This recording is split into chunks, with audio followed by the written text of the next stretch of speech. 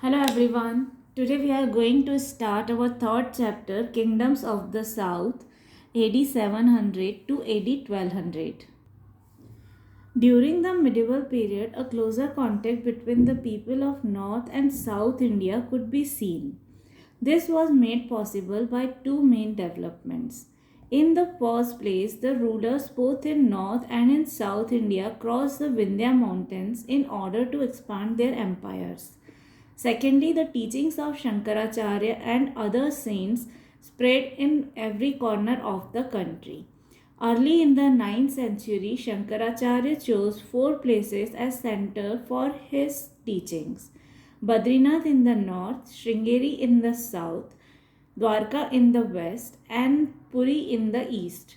These places are famous because Shankaracharya set up a mud monastery at each of them. अब medieval period के दौरान क्या हुआ कि नॉर्थ और साउथ इंडिया के जो लोग हैं, दैट इज़ जो नॉर्दर्न पार्ट है इंडिया का और जो सदर्न पार्ट है इंडिया का, इन दोनों पार्ट के लोगों का आपस में इंटरेक्शन बढ़ने लगा. तो ये इंटरेक्शन कैसे बढ़ने लगा? इंटरेक्शन बढ़ने के दो मेन रीजंस थे. एक तो जो रूलर्स थे वो अपनी अपनी टेरिटरीज एक्सपांड करने की कोशिश कर रहे थे. दैट इज़ जो नॉर्थ के रूलर्स थे वो अपनी टेरिटरी साउथ की तरफ एक्सपांड करने की कोशिश कर रहे थे, और जो जो साउथ के रूलर्स थे वो नॉर्थ की तरफ बढ़ने की कोशिश कर रहे थे. वो नॉर्थ में अपना एम्पायर एक्सपांड करने की कोशिश कर रहे थे. उसके अलावा जो सेंट्स थे उस टाइम के, जो भक्ति मूवमेंट के सेंट्स थे, पर्टिकुलरली शंकराचार्य, तो उन्होंने अपनी टीचिंग्स को स्प्रेड करने की कोशिश की. वो कंट्री के हर कॉर्नर तक पहुंचना चाहते थे. तो 9th सेंचुरी में शंकराचार्य ने चार प्लेसेस को अपना सेंटर बनाया और उन प्लेसेस पर उन्होंने अपनी मॉनेस्ट्री, अपने मठ का सेटअप किया. वहाँ से वो अपनी टीचिंग्स को स्प्रेड करते थे. तो नॉर्थ में उन्होंने सेटअप किया बद्रीनाथ में, साउथ में उन्होंने सेटअप किया श्रृंगेरी में, वेस्ट में उन्होंने सेटअप किया द्वारका में, और ईस्ट में उन्होंने सेटअप किया पुरी में. तो इस तरह से उन्होंने चारों डायरेक्शंस को कवर किया, पूरा इंडिया कवर करने की कोशिश की. The Deccan and the South India witnessed the rise of many kingdoms. It is difficult to trace the history of all these kingdoms. In this chapter, we shall make a brief mention of the Pallavas and then proceed to explain the rise of the Cholas. The Cholas dominated the political scene of South India for more than 2 centuries. तो अगर डेक्कन की बात करें और southern India की बात करें तो बहुत सारे किंगडम्स का राइज और फॉल हुआ उस टाइम पर, और पूरा एक चैप्टर में उस पूरी हिस्ट्री को ट्रैक कर पाना तो डिफ़िकल्ट है. तो इस चैप्टर में basically we are going to concentrate on Cholas. हम पल्लवास का एक ब्रीफ डिस्क्रिप्शन देखेंगे और उसके बाद हम चोलास के बारे में पढ़ेंगे, क्योंकि चोलास जो थे उन्होंने सबसे ज़्यादा राज किया साउथ इंडिया में. उनका एक डोमिनेंस दिखता है साउथ इंडिया में, और उन्होंने वहाँ पर शासन किया for more than 2 centuries, for more than 200 years. तो इसलिए हम बेसिकली चोलास के बारे में ज़्यादा पढ़ेंगे. The Pallavas of Kanchi. The origin of the Pallavas is unknown. The Pallava ruler Mahendravarman ruled from AD 600 to AD 630. The Pallavas were in continuous conflict with the Chalukyas, the Pandyas, the Cheras, and the Cholas. The Chalukya ruler Pulkeshin II defeated Mahendravarman and annexed his northern provinces. Mahendravarman was succeeded by Narasimhavarman. Under the Pallavas, Kanchi became a great center of Brahminical as well as Buddhist learning. The Pallava kings were patrons of art and architecture. The famous temples cut out of rock boulders known as rathas were built by them. The Shore temple at Mahabalipuram and the Kailashnath temple at Kanchi are best examples of architecture of this period. Narasimhavarman's son Rajasimha ruled for many years.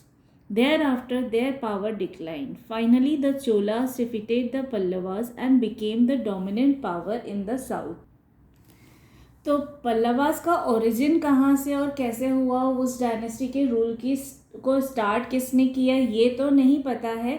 लेकिन Pallava rulers जो थे उसमें जो महेंद्रवर्मन थे उन्होंने 30 years तक शासन किया था, AD 600 से लेकर AD 630 तक. और जो पल्लवास थे उनका कंटिन्यूस कॉन्फ्लिक्ट चलता रहता था, कंटिन्यूस फाइट चलती रहती थी चालुक्यास के साथ, पांड्यास के साथ, चेरास के साथ और चोलास के साथ। तो बेसिकली 4 तरफ से वो फाइट कर रहे थे। और जो चालुक्य रूलर थे पुलकेशिन सेकंड, उन्होंने महेंद्र वर्मन को हरा दिया। दैट इज पल्लवा किंग जो थे महेंद्र वर्मन, उनको चालुक्य रूलर पुलकेशिन सेकंड ने हरा दिया और उनके नॉर्दर्न प्रोविंसेस जो थे उस पर कब्जा कर लिया। महेंद्र वर्मन को सक्सीड किया नरसिंह वर्मन ने। दैट इज महेंद्र वर्मन के बाद शासन संभाला नरसिंह वर्मन ने। और जब पल्लवास का शासन था तो उस टाइम पर कांची जो था वो एक बड़ा सेंटर बन गया था brahmanical as well as Buddhist learning का।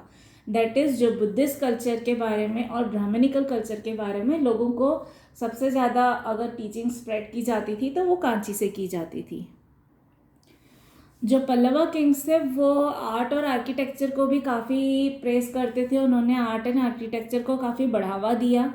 जो फेमस टेम्पल है शोर टेम्पल महाबलीपुरम का और जो कैलाशनाथ टेम्पल है कांची का, वो उस टाइम के आर्किटेक्चर के बेस्ट एग्जाम्पल है। ये दोनों टेम्पल्स जो हैं ये उस टाइम पर पल्लवा किंगडम के दौरान बने गए थे। दैट इज 600 से 630 एडी के बीच में बनाए गए थे। और जो रॉक कट टेम्पल्स है दैट इज सिंगल रॉक को कट करके एक जो टेम्पल्स बनाए गए जिनको जो कि पंचरथा के नाम से फेमस हैं, उनको भी पल्लवा रूलर्स ने ही बनवाया था। फिर नरसिंह वर्मन को सक्सीड किया उनके बेटे राजसिम्हा ने। उन्होंने कई सालों तक शासन किया। उसके बाद धीरे धीरे उनका पावर जो है वो डिक्लाइन होने लगा। तो उसके बाद चोलास ने पल्लवास को हरा दिया और पूरे साउथ में चोलास का किंगडम जो है, चोलास का एम्पायर जो है वो एक्सपांड हुआ। वो उसके बाद साउथ में चोलास राज करने लगे। Case study the Cholas of Thanjavur AD 846 to AD 1279. The Cholas were originally the chieftains who were subordinate to the Pallava kings. They exercised power along the east coast of Tamil Nadu. One of their leaders, Vijayalaya, declared independence in AD 846. He established his rule over east coast with Tanjore as his capital. His grandson Prantaka I ruled for 48 years, AD 907 to AD 955.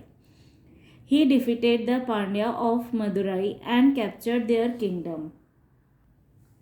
He extended the Chola rule as far as Nellore. It is said that he also defeated the ruler of Sri Lanka. This rapid rise had brought the Cholas in conflict with the Rashtrakuta king Krishna III. In AD 949, the Cholas suffered a crushing defeat at the hands of Krishna III. अब जो चोलास थे उन्होंने total 846 से लेकर 1279 तक उनका rule जो था वो काफ़ी प्रोमिनेंट था। चोलास जो थे वो बेसिकली सबॉर्डिनेट्स थे पल्लवा किंग्स के। लेकिन पल्लवा किंग्स का जब पावर डिक्लाइन होने लगा तो चोलास जो है वो लाइमलाइट में आए। तो इनिशियली उनकी टेरिटरी जो थी वो तमिलनाडु का ईस्ट कोस्ट था। लेकिन फिर उनका जो एक लीडर था, चोलास का एक लीडर था विजयालया, उन्होंने डिक्लेयर किया इंडिपेंडेंस कि अब हम पल्लवास के अंडर में शासन नहीं करेंगे, नाउ वी आर इंडिपेंडेंट। और ये डिक्लेयर किया उन्होंने 846 AD में।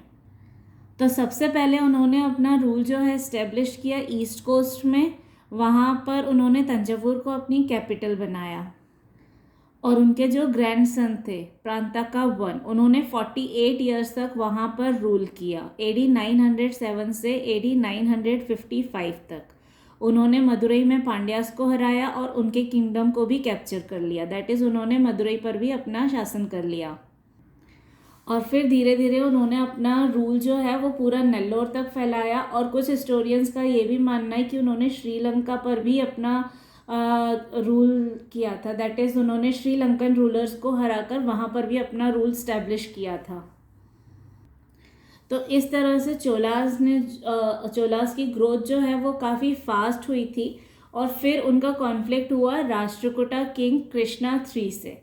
और 949 में राष्ट्रकूटास और चोलास के बीच में फाइट हुई जिसमें चोलास को हार का सामना करना पड़ा था। उस टाइम वो बहुत बुरी तरह से हारे थे। Rajaraja I, AD 985 to AD 1014.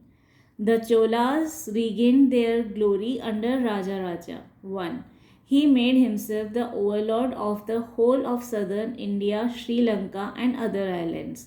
The whole of the Chola territory was called Chola Mandal.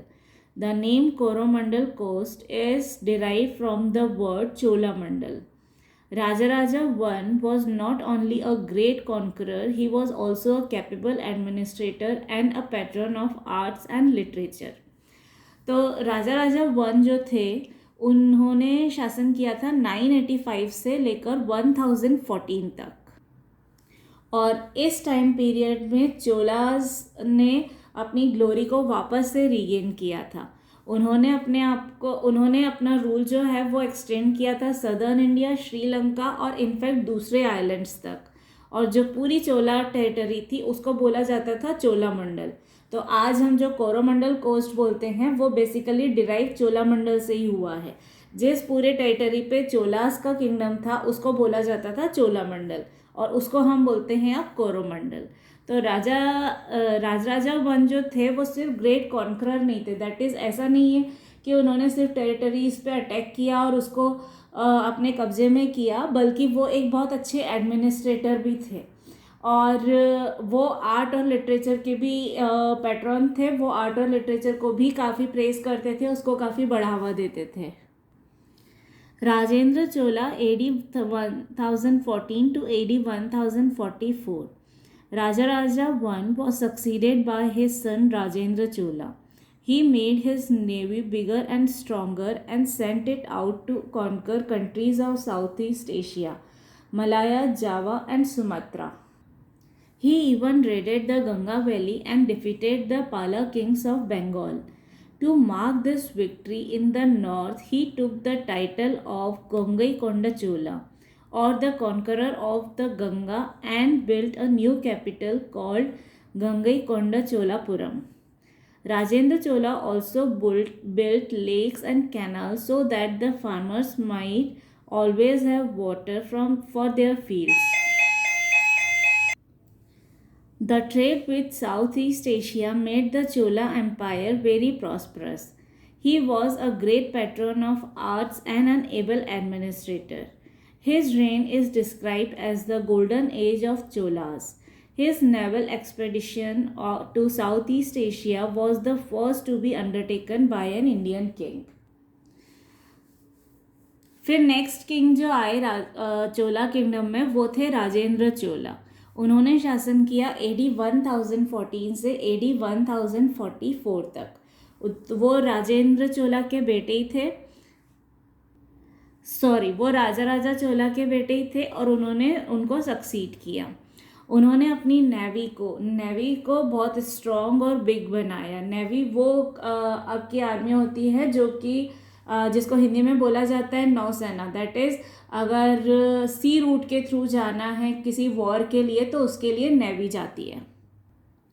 तो उन्होंने अपनी नेवी को काफ़ी बिगर और स्ट्रॉन्ग बनाया, और उससे उन्होंने साउथ ईस्ट एशिया की जो कंट्रीज थी उनको कॉन्कर करने की कोशिश की. उन्होंने कॉन्कर किया मलाया, जावा और सुमात्रा को, और उन्होंने सिर्फ साउथ की तरफ ही अपनी टेरिटरीज एक्सपांड करने की कोशिश नहीं की. इनफैक्ट उन्होंने नॉर्थ की तरफ भी अपनी टेरिटरीज एक्सपांड करने की कोशिश की. उन्होंने गंगा वैली को रेड किया और वहाँ पर उन्होंने पाला किंग्स को हराया जो कि बंगाल के थे. तो उन्होंने वहाँ पर अपनी टेरिटरीज को एक्सपांड किया, और अपनी इस विक्ट्री को रिमार्क करने के लिए, अपनी इस विक्ट्री को इम्पोर्टेंट बनाने के लिए उन्होंने अपने आप को टाइटल दिया गंगईकोंडा चोला, जिसका मतलब है जिसने गंगा को जीता, जिसने गंगा वैली को जीता. और उन्होंने अपनी एक न्यू कैपिटल फॉर्म की जिसका नाम था गंगईकोंडा चोलापुरम. जो राजेंद्र चोला थे उन्होंने बहुत सारी लेक्स और कैनाल्स भी बनवाई जिससे कि फार्मर्स को काफ़ी बेनिफिट मिले. वो अपने फील्ड्स को इजीली इरिगेट कर पाए और जिससे कि उनका प्रोडक्शन जो है वो अच्छा हो. और उन्होंने साउथ ईस्ट एशिया के साथ अपने ट्रेड को सेटअप किया जिससे कि उनके किंगडम ने काफ़ी प्रॉस्पर किया. उससे उनको काफ़ी बेनिफिट हुआ. और वो काफ़ी अच्छे एडमिनिस्ट्रेटर थे। जिस टाइम पर उनका राज चला था चोला किंगडम में, उसको बोला जाता है golden age of Cholas. That is उस टाइम पर चोला किंगडम ने काफ़ी प्रॉस्पर किया था। And he was the first king जिसने नेवल एक्सपेडिशन किया था, दैट इज जिसने सी रूट के थ्रू किसी और कंट्री को अपने कब्जे में करने की कोशिश की थी, सी को क्रॉस करने की। इससे पहले जितने भी जो किंग्स थे उन्होंने अगर किसी टेरिटरी को कॉन्कर करने की कोशिश की थी तो it was all through land route, लेकिन सी को क्रॉस करके करने वाले वो फर्स्ट इंडियन किंग थे। The decline of the Cholas. The Chola Empire remained intact up to AD 1122. Thereafter, it began to decline as a result of constant wars with the Chalukyas. The Chalukya ruler Vikramaditya regained the control of Vengi. By the end of the 13th century, the Pandyas and the Hoysalas also proclaimed their independence. It finally became a part of great Hindu kingdom of Vijayanagar in the 14th century. तो चोला rulers जो थे उन्होंने around AD 1122 तक बहुत अच्छे से शासन किया। उसके बाद धीरे धीरे डिक्लाइन होने लगा क्योंकि कॉन्स्टेंटली उनको चालुक्यास से फाइट करनी पड़ रही थी। चालुक्यास के साथ उनके कंटिन्यूस वॉर हो रहे थे। जो चालुक्य रूलर थे विक्रमादित्य, उन्होंने वेंगी पे अपना कंट्रोल वापस ले लिया था और by the end of 13th century Pandyas और होयसालास जो थे उन्होंने भी अपनी इंडिपेंडेंस क्लेम की। दैट इज उन्होंने भी अब चोलास के अंडर में राज करने से मना कर दिया। They also wanted to be independent. तो इस तरह से चोला किंगडम जो है उसका धीरे धीरे डिक्लाइन होने लगा और फाइनली वो एक हिंदू किंगडम का पार्ट बन गया विजयनगर का in the 14th century. Chola administration. The Chola Empire was well administered. The king enjoyed power and glory. He had a group of ministers and high officials to help him. For administrative convenience, the king was divided into provinces. The kingdom was divided into provinces called mandalams, which were administered by governors. The mandalams in turn were divided into the number of districts called valandus.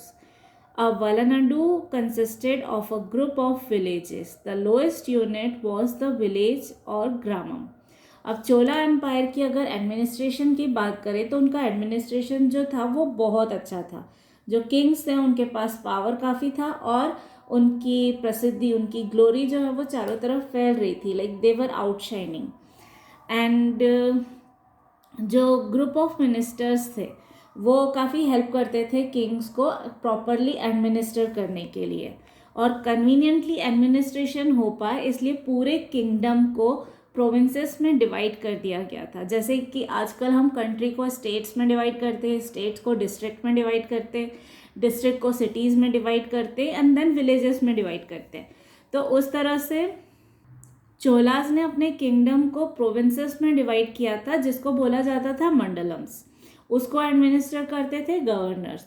फिर जो मंडलम्स थे उनको further divide किया गया था districts में। District को बोला जाता था वालानाडु। वालानाडूस को फिर डिवाइड किया गया था विलेजेस में। तो जो लोवेस्ट यूनिट थी एडमिनिस्ट्रेशन की वो थी विलेज या फिर ग्रामम।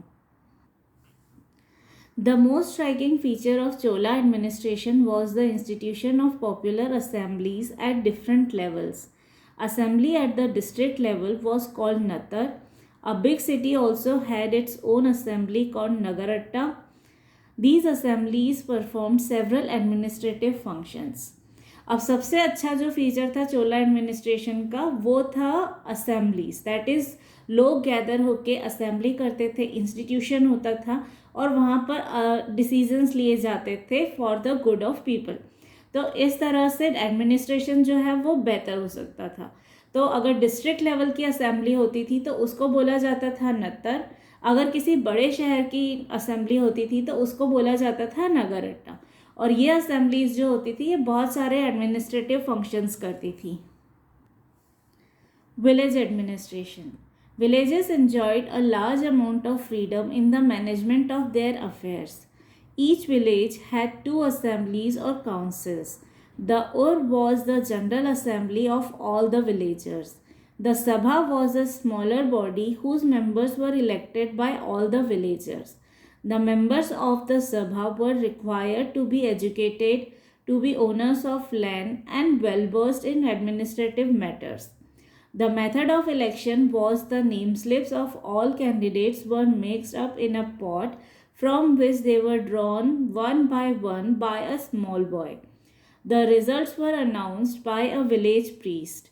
The Sabha gathered taxes, regulated water supply, and managed all institutions such as tanks, lakes, temples, and schools. It also settled disputes between villagers. अब विलेजेस का एडमिनिस्ट्रेशन जो है वो कैसा होता था जिस टाइम पर चोला किंगडम का शासन था। तो उस टाइम पर विलेजेस जो थे उनके पास काफ़ी फ्रीडम होती थी अपने जितने भी उनके मैटर्स और अफेयर्स हो उसको मैनेज करने के लिए। तो हर विलेज जो होता था उसमें 2 असेंबलीज होती थी, एक होती थी और एक होती थी सभा। और जो है वो जनरल असेंबली होती थी विलेजर्स की, जिसमें सारे विलेजर्स इकट्ठे होकर आपस में डिस्कस कर रहे हैं या कुछ डिसीजंस ले रहे हैं। और सभा जो है वो एक छोटी असेंबली होती थी जिसमें सिलेक्टेड मेंबर्स जो होते थे वो आपस में डिस्कशन करके किसी मैटर को रिजॉल्व करते थे या फिर कुछ डिसीजंस लेते थे बेनिफिट के लिए लोगों के, या जो भी एडमिनिस्ट्रेशन और मैनेजमेंट के काम होते थे वो इस असेंबली के लोग देखते थे सभा के। तो ये सभा जो होता था, जो स्मॉलर असेंबली होती थी, इसके मेंबर्स का सिलेक्शन कैसे होता था? तो इसके मेंबर्स को इलेक्ट किया जाता था by the villagers. Villagers decide करते थे कि कौन कौन से मेंबर्स को वो इलेक्ट करना चाहते हैं। और जो सभा के मेंबर्स होते थे उनमें कुछ क्वालिफिकेशंस होना चाहिए था। दैट इज़ उनको एजुकेटेड होना चाहिए था, उनके पास कुछ लैंड होनी चाहिए थी, they should be the owner of that land, और उनको एडमिनिस्ट्रेटिव मैटर्स को डील करना आना चाहिए था। उनको पता होना चाहिए कि एडमिनिस्ट्रेशन कैसे होता है। तो इस तरह से कुछ मेंबर्स को सिलेक्ट किया जाता था और उन सबके नाम स्लिप पे लिखे जाते थे और फिर वो सारी स्लिप्स जो है एक पॉट में डाली जाती थी। फिर किसी छोटे बच्चे को बुला के उसमें से 1 बाय 1 चिट्स निकाली जाती थी और उससे डिसाइड होता था कि असेंबली के मेंबर्स कौन कौन रहेंगे। और ये जो असेंबली होती थी जिसको हम सभा बोलते हैं, इसका कई सारे काम होते थे। टैक्सेस कलेक्ट करना, वाटर सप्लाई ठीक से हो रहा है कि नहीं वो देखना, सारे इंस्टीट्यूशंस को मैनेज करना, लेक्स हैं, टैंक्स हैं, वेल्स हैं, उनका मैनेजमेंट ठीक तरह से होना, टेम्पल्स आर वर्किंग प्रॉपरली और नॉट ये चेक करना, स्कूल्स का मैनेजमेंट ठीक तरह से हो रहा है कि नहीं हो रहा है ये चेक करना। ये सारे काम जो होते थे वो सभा के मेंबर्स करते थे। और इसके अलावा अगर विलेजर्स के बीच में कोई डिस्प्यूट हुआ तो उसको भी सेटल सभा के मेंबर्स करते थे। Association of traders, craftsmen and other vocational groups were known as nagarams. They would protect the interest of their members. अब जो ट्रेडर्स होते थे, क्राफ्ट्समैन होते थे या कोई भी वोकेशनल ग्रुप्स होते थे, उनको अपने राइट्स को प्रोटेक्ट करने के लिए, अपने इंटरेस्ट को प्रोटेक्ट करने के लिए उनको किसी एसोसिएशन की ज़रूरत पड़ी। तो उन्होंने association of traders, association of craftsman को बनाया। जो एसोसिएशन के जो चीफ होते थे वो ये इंश्योर करते थे कि उनके इंटरेस्ट जो हैं उनको किसी तरह से कोई नुकसान नहीं पहुँचे और उनको प्रॉपर बेनिफिट मिले। Care of peasants. The Chola kings took good care of the peasants. The peasants were exempted from paying land revenue when their crops failed. Construction of tanks and canals helped in irrigating vast lands. They cleared the forest for building good roads and bringing more land under cultivation. In many regions, 2 crops were grown in a year. अब अगर peasants की बात करें तो जो चोला rulers थे वो अपने पीजेंट्स का काफ़ी ध्यान रखते थे। और अगर कभी ऐसा हुआ कि किसी भी रीज़न से फसल अच्छी नहीं हुई, प्रोडक्शन अच्छा नहीं हुआ फार्म का, तो उनको लैंड रेवेन्यू, दैट इज़ जो टैक्स होता था, वो नहीं पे करना पड़ता था। उसके अलावा उन्होंने बहुत सारे टैंक्स और कैनाल्स बनाए थे ताकि उनकी फील्ड्स जो हैं, उनकी लैंड्स जो हैं, उनको इरिगेशन प्रॉपर मिल पाए, उनको इरिगेशन फैसिलिटीज़ प्रॉपरली मिल पाए। उसके अलावा बहुत सारे फॉरेस्ट को उन्होंने क्लियर किया ताकि अच्छे रोड्स बनवाए जा सके या फिर एग्रीकल्चर के लिए और ज़्यादा लैंड को यूज़ किया जा सके। तो और बहुत सारे रीजन्स ऐसे थे जहाँ पर साल में 2 क्रॉप्स को ग्रो किया जाता था। Sources of revenue. The Cholas collected revenue from peasants, traders and merchants. Taxes on mines and duties on imported goods also brought in substantial revenue. तो अब इन सब कामों को करने के लिए पैसा कहाँ से आता था? तो जो चोला किंगडम्स होते थे वो अपने पीजेंट से टैक्स कलेक्ट करते थे रेवेन्यू के फॉर्म में। तो पीजेंट से कुछ रेवेन्यू कलेक्ट किया जाता था, ट्रेडर्स से कलेक्ट किया जाता था और मर्चेंट से टैक्स कलेक्ट किया जाता था। इसके अलावा माइंस पे कुछ टैक्सेस लगाए जाते थे और अगर कोई गुड्स इंपोर्ट किए जा रहे हैं या एक्सपोर्ट किए जा रहे हैं तो उस पर कुछ ड्यूटीज़ लगाई जाती थी। तो इससे एक अच्छा रेवेन्यू जनरेट होता था जिससे चोला किंगडम को अपने एडमिनिस्ट्रेशन में काफ़ी हेल्प मिलती थी। Works of public utility. A part of the revenue was spent on the maintenance of royal family and maintenance of the army. The money collected by the rulers was spent on work of public utility such as building of roads, construction of tanks and irrigation system. अब जितना भी revenue collect होता था उसको use कैसे किया जाता था? तो सबसे पहले तो जो रॉयल फैमिली है उनका खर्चा, उनका जो भी पैलेस का मेंटेनेंस या उनका खाना पीना रहने का खर्चा, वो सब जो है इस रेवेन्यू से होता था।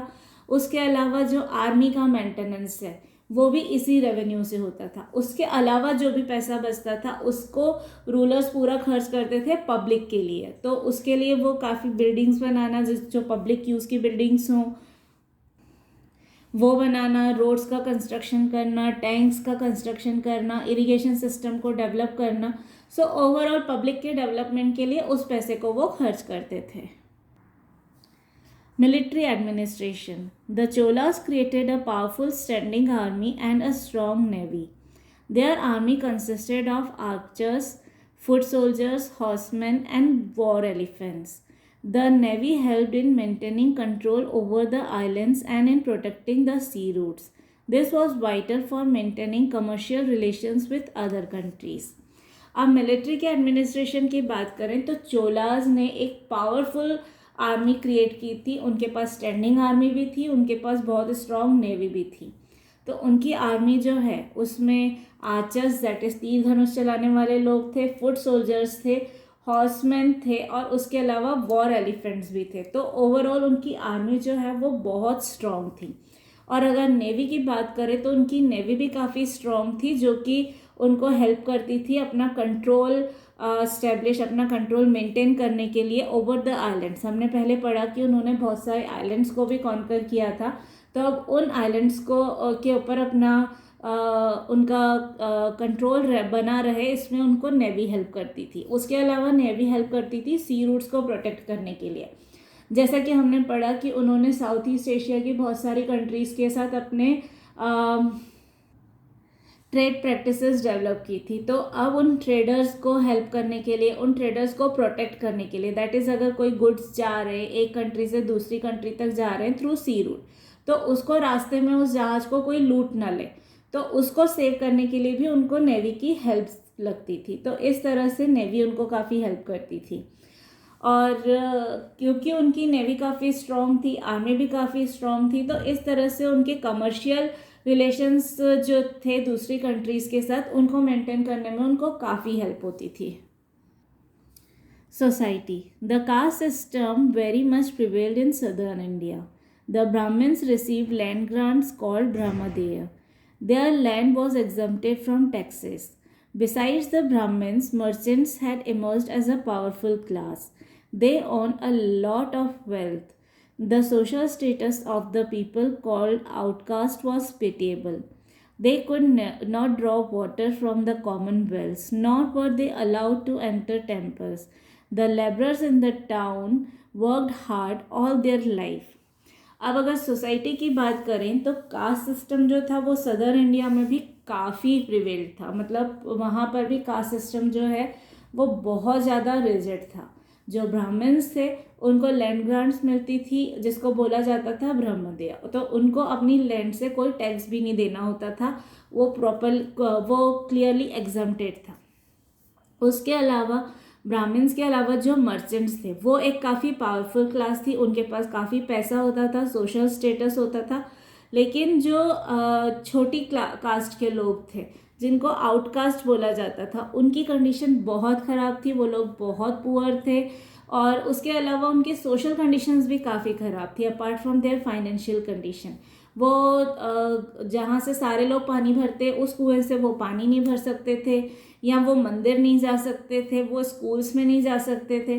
तो ओवरऑल जो आउटकास्ट से उनकी condition financially as well as socially काफ़ी ख़राब थी। और जो लेबरर्स थे उनको अपनी डे टू डे एक्सपेंडिचर्स के लिए भी काफ़ी स्ट्रगल करना पड़ता था, उनको काफ़ी काम करना पड़ता था।